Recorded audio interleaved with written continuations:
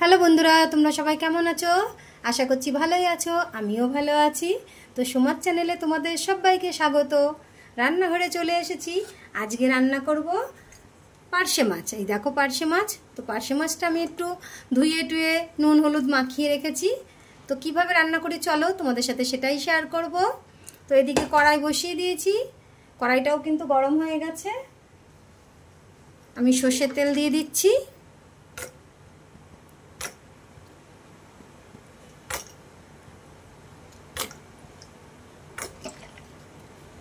তো সবার প্রথমে আগে মাছটা ভেজে নেব।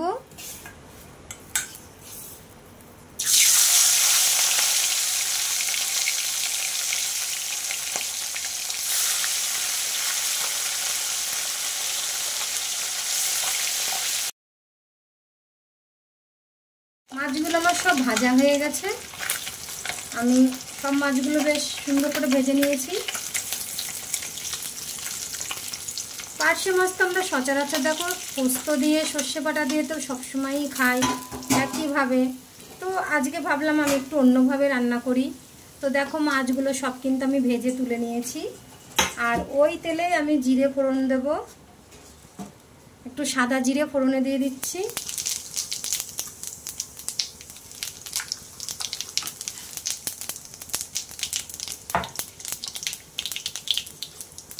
আর আজকে আমি সর্ষে পোস্ত দিয়ে রাঁধছি না, মাছটা আজকে রান্না করব। এখানে আছে মশলাটা দেখো আমি বেটে নিয়েছি সব। এখানে আছে ধনে জিরে, তারপরে পেঁয়াজ আছে, টমেটো আছে আর লঙ্কা আছে।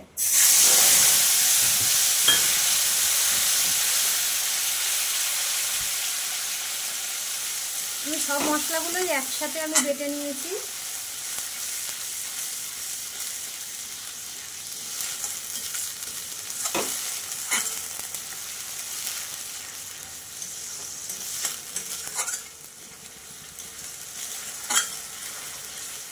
মশলাটা কিন্তু অনেকটাই কষানো হয়ে গেছে।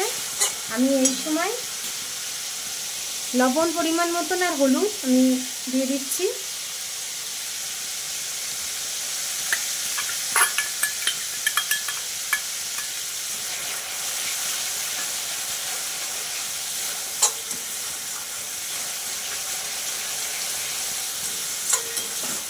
মশলাটা যত সুন্দর কষানো হবে খেতে কিন্তু ততটাই ভালো লাগবে। মশলাটা কষানো হয়ে গেছে। মশলাটা কিন্তু আমি খুব সুন্দর করে কষিয়ে নিয়েছি। তোমরা দেখতেই পাচ্ছ, যেহেতু পেঁয়াজ দেওয়ার তরকারি মশলাটা খুব ভালো করে না কষালে ভালো লাগবে না। তার জন্য আমি খুব সুন্দর করে মশলাটা কষিয়ে নিয়েছি। আর মশলাটা কষানো হয়ে গেলে পরে আমি এবার জল দিয়ে দিচ্ছি। দেখো আমি পরিমাণ মতন জল দিয়ে দিচ্ছি, কারণ মাছে তো কোনো কিছু আলু টালু নেই, শুধু মাছ। তো সেই বুঝে জলটা দিতে হবে। আমি যতটুকু ঝোল রাখবো আমি সেই মতন জল দিলাম। তোমাদের যেমন ঝোল খাবে তোমরা সেরকম জল দেবে। এটা পুরো নিজের কাছে, কেউ একটুখানি কম ঝোল খায়, কেউ একটু ঝোল ঝোল খায়। আমি মিডিয়াম ঝোলটা রাখবো, আমি সেরকম দিলাম। তো যতটুকু জল দিয়েছি এতেই আমার হয়ে যাবে। আর দেখো ঝোলের মধ্যে আমি 4টে কাঁচা লঙ্কা দিয়ে দিচ্ছি, কারণ কাঁচা লঙ্কাটা না ডলে খেতে ভালোই লাগে। আমি ঝোলটাই এমনিতে ঝাল ঝাল করেছি, তোমরা দেখে বুঝতেই পারছো। ঝোলটা কিন্তু টকবক করে ফুটছে দেখো।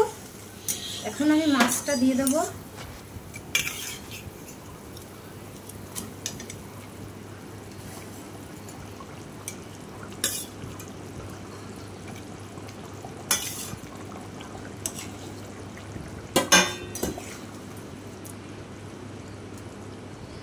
আমি মাছটা ঝোলে দিয়ে দিলাম।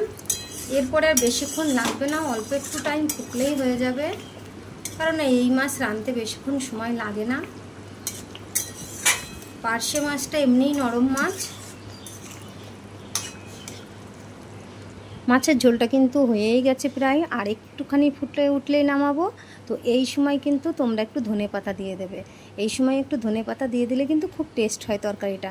যেহেতু আমার ঘরে ধনেপাতা ছিল না, আমি সেই জন্য ধনেপাতাটা দিতে পারিনি। তোমরা কিন্তু অবশ্যই করে ধনেপাতাটা দেবে। ধনেপাতাটা দিলে আলাদাই একটা টেস্ট হয়। দেখো মাছের ঝোলটা নামিয়ে নিয়েছি, কত সুন্দর হয়েছে না দেখতে, খেতেও কিন্তু অতটাই সুন্দর হয়। তো তোমাদের যদি ভালো লাগে তো একটা লাইক কমেন্ট শেয়ার করো।